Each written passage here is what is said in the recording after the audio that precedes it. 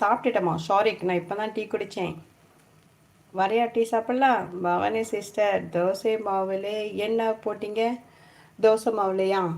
இதில் வந்துட்டு இட்லி அரிசி, கொஞ்சம் இட்லி அரிசி 1 டம்ளர் எடுத்துருக்கோன்னா அதே டம்ளரில் கொஞ்சம் உளுந்து, கொஞ்சம் கடலைப்பருப்பு, கொஞ்சம் துவரம்பருப்பு, இது 3 அதே 1 டம்ளருக்கு வந்துடணும். 2 டம்ளர் ஆச்சா? எல்லாத்தையும் ஒன்றா போட்டுட்டு நல்லா கழுவிட்டு, அப்புறமா கொஞ்சம் 1/4 ஸ்பூன் வெந்தயம், ஒரு 1/2 ஸ்பூன் ஜீரகம், ஒரு 4-5 காஞ்ச மிளகாய் வத்தல் எல்லாம் ஒன்றா போட்டு தண்ணி ஊற்றி ஊற வச்சிடணும்.